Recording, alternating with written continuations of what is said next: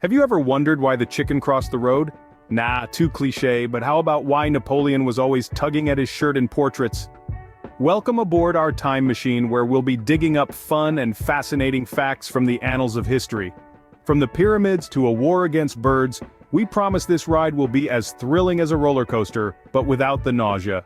Stay tuned if you want to discover how history isn't as dry as your 8th grade textbook made it out to be. So about Napoleon, that short guy with a big hat and even bigger ambitions? Well, let's debunk a myth right off the bat. Contrary to popular belief, Napoleon Bonaparte was not as short as folklore would have you believe. In fact, he stood squarely at average height for a Frenchman of his time. So, why the tall tales about a short Napoleon? It's all down to a mix-up between English and French units of measurement. Now, let's talk about that strange habit of his, the old Napoleon Tug. Ever noticed how he's often depicted with his hand tucked into his shirt? That wasn't just for the sake of fashion or to look cool in portraits. Nope, our friend Napoleon suffered from a chronic stomach condition which often made him feel uncomfortable, leading to this peculiar pose. So, next time you're feeling a little uncomfortable, just remember you're in good company with Napoleon.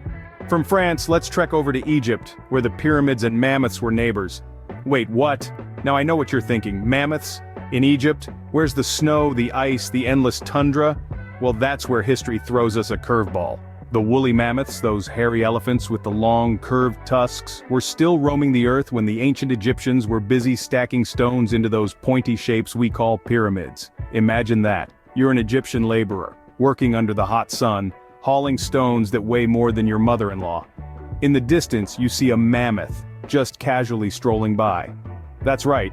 While they were constructing one of the 7 wonders of the world, they could have been playing fetch with a mammoth. And who knows, maybe they even thought of putting a mammoth on top of a pyramid, for giggles. But that would have been one heck of a crane job. I wonder if they ever thought of putting a mammoth on top of a pyramid just for laughs. Moving on from mammoths to men, naked men running in Olympics. Yes, you heard that right. Picture this, the sun is shining, the crowd is roaring, and there you are in all your glory, not a stitch on. In the ancient Olympics, it was all about the human form, the epitome of physical perfection. Athletes competed in the buff. That's right, no jerseys, no shorts, no shoes. Just their birthday suits and a whole lot of courage. It was believed that nudity would bring them closer to the gods, showcasing their athletic prowess and, well, other physical attributes. The Greeks, my friends, were all about celebrating the human body, and what better way to do it than running stark naked in front of a massive crowd? Talk about body confidence. It's a far cry from today's athletes in their high-tech gear and aerodynamic uniforms. But hey, when in Rome, or rather, when in Greece, I guess the dress code was pretty easy to remember back then. From naked Olympians to angry birds? No, not those angry birds. Let's shift gears and head down under to the land of kangaroos and Vegemite. Picture this, the year is 1932 and Australia is in a state of war. The enemy? A flightless bird known as the emu. You might think I'm pulling your leg, but I assure you this is no tall tale. The Great Emu War was a real feather-filled fiasco. Faced with an emu population explosion, the Australian government decided to deploy the military. They were armed with machine guns, and their aim was to curb the emu menace that was wreaking havoc on the local farmland. But here's the kicker. Despite their best efforts, the emus proved too wily for the soldiers.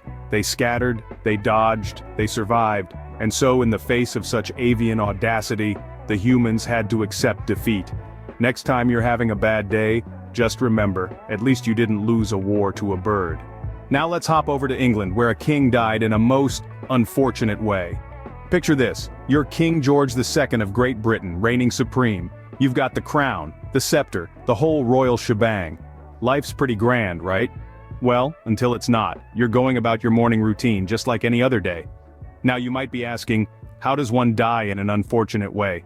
Well, let me tell you, it's not on the battlefield or by poisoning like the movies would have you believe. No, our dear king had the misfortune of dying while, wait for it, falling off a toilet.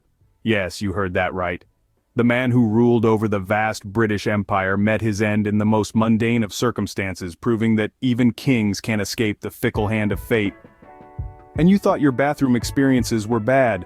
Finally, let's end with a bang, or rather, a pop. Picture this. Ancient Greece, a bustling marketplace, the sun high in the sky. But you're not here for the olives or the hand-woven tapestries.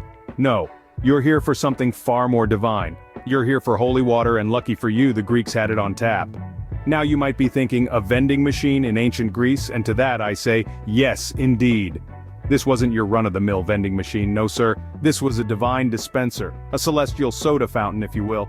The first vending machine in history was invented right there in ancient Greece, and it wasn't dispensing soda or candy bars but holy water. Created by the ingenious hero of Alexandria, this contraption worked on a coin-operated system. You drop in your coin and voila, out flows your holy water, fresh and ready for all your sacred needs. The mechanism was simple yet revolutionary, using the weight of the coin to trigger a valve that released the water.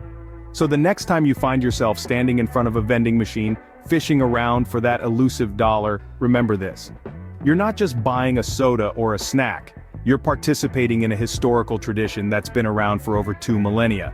So next time you're getting a soda from the vending machine, just remember, you're partaking in a tradition that's over 2,000 years old. Isn't history fun?